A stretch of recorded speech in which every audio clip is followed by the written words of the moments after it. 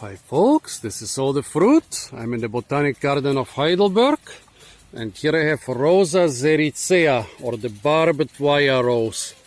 Funny they did not name it after those beautiful big colored fruit. They named it after the spines. As you can see, probably you can see nothing against the sunlight.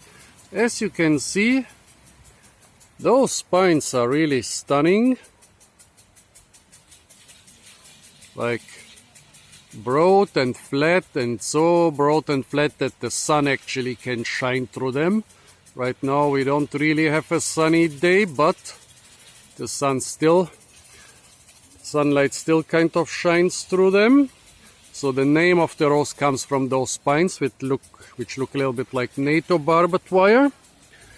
I would maybe have called it bicolor rose or clown rose or parrot rose or something like that. Let's collect a couple fruit.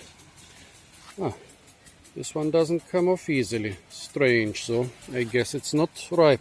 We are in the middle of July, so most of the other rose species, they are still completely green, but this rose has shed most of its hips.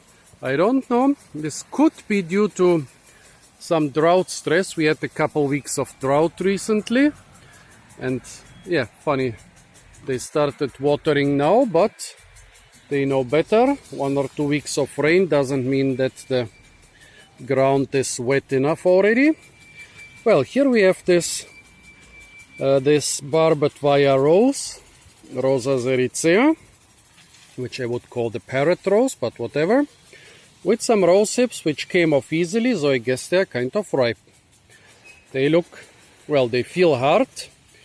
A lot of other rose hips, once they are ripe, they get soft and squishy, and you can actually squeeze out the edible pulp. Well, despite being still hard, they're kind of tasty. A little bit like a hawthorn. The flesh is bright orange, which my phone of course shows as being bright yellow, but believe me, it's bright orange. Yeah, the taste, well, it's good. It's different from all the other roses.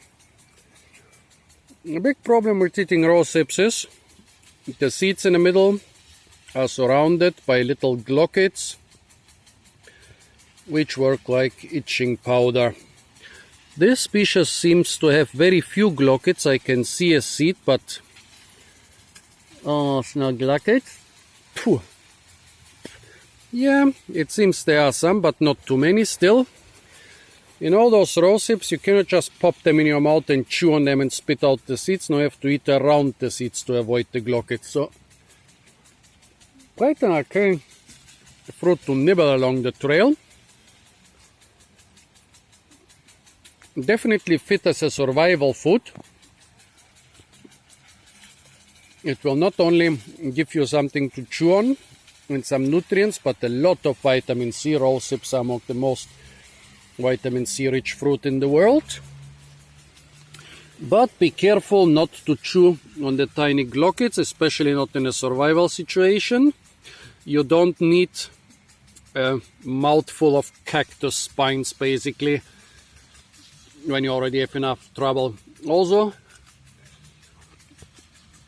don't touch the glockets with soft skin areas, like don't rub them in your armpits or stuff like that. Children like to use other rose hips as itching powder. You basically crush a fruit and stuff it in somebody's clothes and see them cringing from itch. So be careful when you eat rose hips. Definitely eat them. They are some of the good fruit around there, but definitely be careful with the tiny glockets surrounding the seeds.